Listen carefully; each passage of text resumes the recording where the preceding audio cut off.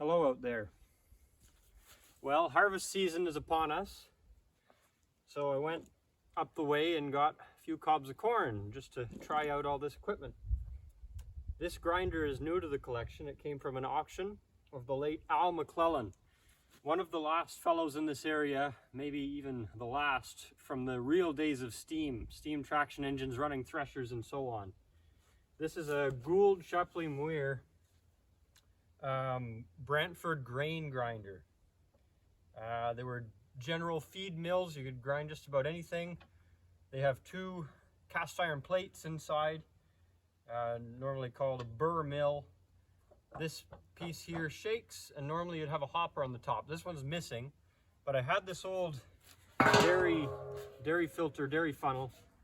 So I just took the torch and unsoldered the little strainer from the inside, and it just fits right on like so. So it's a little bit disproportional. The original ones were about that big. They're a little bit bigger. And currently the sliding door which adjusts the feed rate is seized. So I'm just going to add corn as it eats it. You can also adjust the feed rate of this little shaker by a lever on the opposite side. It changes the angle.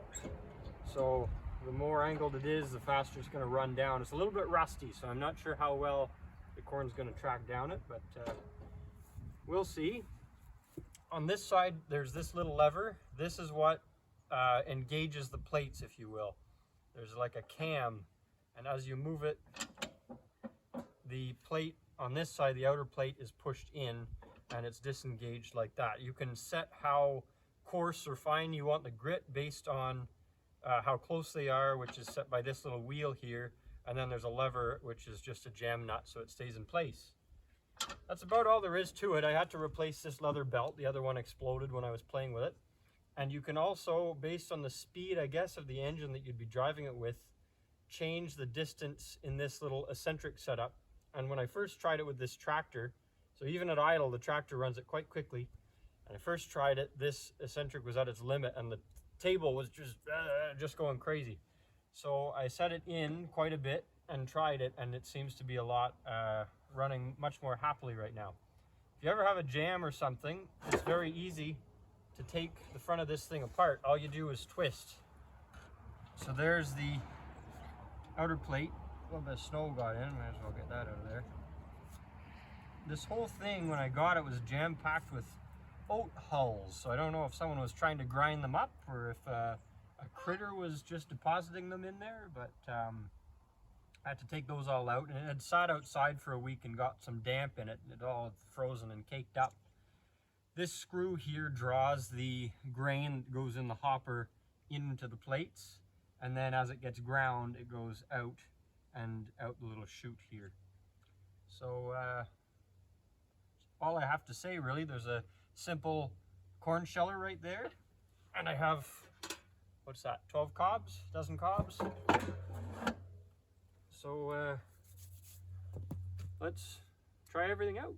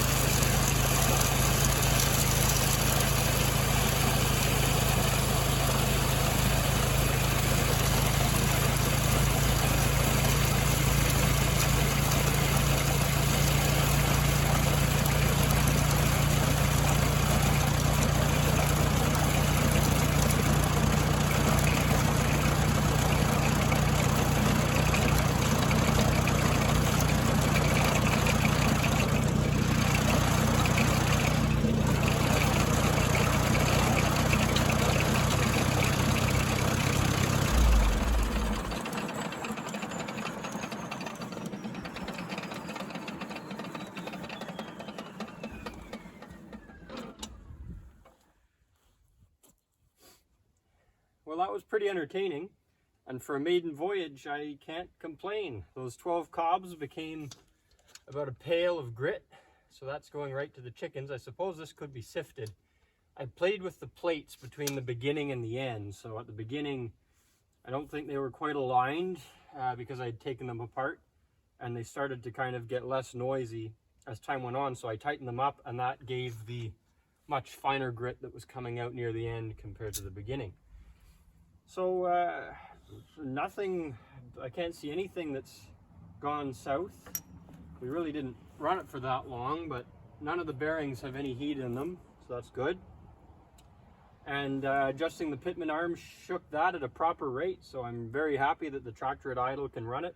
There's no load on the tractor, so this thing can run all day, never run out of fuel. So yeah, so it's good. I think I'm going to start to collect some other grains and play with the plate settings and see if I can start to make different mixes and go from there.